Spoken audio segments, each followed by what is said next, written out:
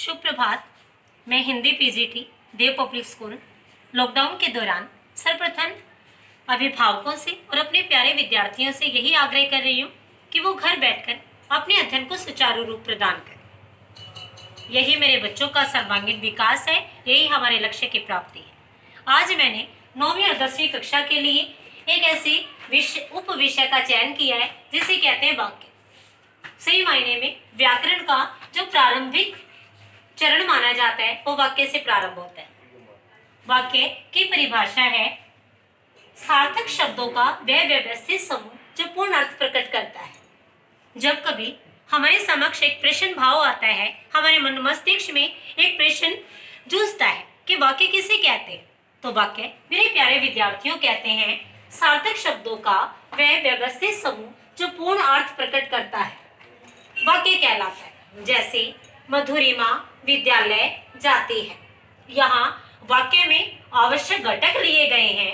मधुरिमा विद्यालय जाती है, क्या आवश्यक है? कर्ता है, कर्म है और क्रिया है। यहाँ सबसे पहले कर्ता आता है, फिर क्रिया आती है। मधुरिमा विद्यालय जाती है। दूसरा उदाहरण है पक्षी आकाश में उड़ते हैं, अर्थात पक्षी कर्ता है, आकाश कर्म है, उड़ते हैं क्रिया है। मेरे प्यारे विद्यार्थियों, वाक्य को सार्थक बनाने के लिए कई बार कारक भी प्रयोग किए जाते हैं। कारक सही मायने में कर्ता का क्रिया के साथ संबंध जोड़ने के लिए एक इकाइयों को जन्म देना पड़ता है, यही इकाइयां कारक कहलाती हैं। फिर दूसरा प्रश्न आता है कि वाक्य की विशेषताएं क्या हैं। वाक्य की निम्नलिखित विशेषताएं हैं। कहने के लिए तो वाक्य की अनगिनत असंख्य विशेषताएं, किंतु हम यहाँ 3 का वर्णन कर रहे हैं। वाक्य में प्रयुक्त हर शब्द का कुछ न कुछ अर्थ होना चाहिए, अर्थात मेरे प्यारे विद्यार्थियों, वाक्य में जो भी शब्द प्रयोग होता है वह निरर्थक न हो, अर्थात हर शब्द अर्थ देने की क्षमता रखता हो। दूसरा उदाहरण है शब्दों को बोलने अथवा लिखने में निकटता होनी चाहिए। जब वाक्य लिखे जाते हैं तो उन वाक्यों में निकटता, जैसे उदाहरण के लिए कई बार ऐसे कहते हैं पक्षी और हम विराम लेते हैं, बहुत लंबे विराम के बाद अगर हम कहते हैं उड़ते हैं तो वो हमारा शब्द निरर्थक रह जाता है, वो एक वाक्य के सूत्र में नहीं बंध पाता। इसलिए शब्दों का वाक्य में आने से पहले निकटता का रूप धारण करना अनिवार्य होता है। तीसरा जवाब आता है वाक्य में पूर्ण अर्थ अभिव्यक्त करने की क्षमता होनी चाहिए, अर्थात जब एक वाक्य का निर्माण होता है तो वह सार्थक होना चाहिए, वह अर्थ प्रकट करने वाला होना चाहिए। जब प्रत्येक वाक्य में सार्थकता होती है तो एक भाषा का महल निर्मित होता है। दूसरा पड़ाव आता है वाक्य के अंक। पहला समझ आया बेटा कि वाक्य किसे कहते हैं?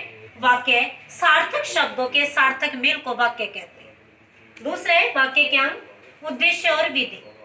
हम सबसे पहले उद्देश्य को प्रभावित कर रहे हैं। वाक्य में जिसके बारे में कुछ कहा जाए या बताया जाए उसे उद्देश्य कहते हैं, अर्थात वाक्य जब लिखा जाता है उस वाक्य में जब हम प्रकाश डालते हैं और ये देखते हैं कि किसके विषय में कहा गया है तो वह उद्देश्य हो जाता है। उदाहरण के लिए मैंने यहाँ प्रस्तुत किया है कोयल मधुर गाती है।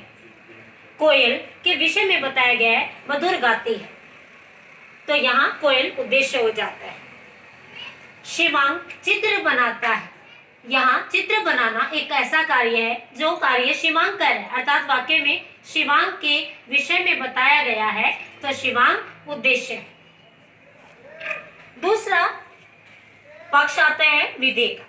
विधेय को परिभाषित करने के लिए एक परिभाषा लिखी है बेटा मैंने, जो आप सभी देख रहे हैं। वाक्य में उद्देश्य के बारे में जो कुछ कहा जाए उसे विधेय कहते हैं। जैसे तारे आसमान में चमक रहे हैं, यहाँ तारे इनके बारे में बताया है कि वो आसमान में चमक रहे हैं, ये उसका कार्य व्यवहार है, कार्य व्यापार है, इसलिए आसमान में चमक रहे हैं। जो आप यहाँ देख रहे हैं मैंने यहाँ रेखांकित किया है, ये हो जाता है विधि।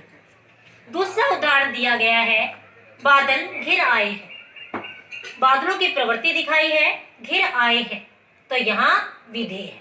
अगर हम इसी उदाहरण पर प्रकाश डालते हैं मेरे प्यारे विद्यार्थियों, तो बादल बन जाता है उद्देश्य।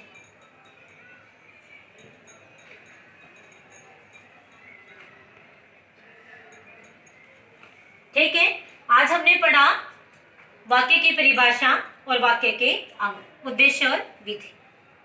धन्यवाद।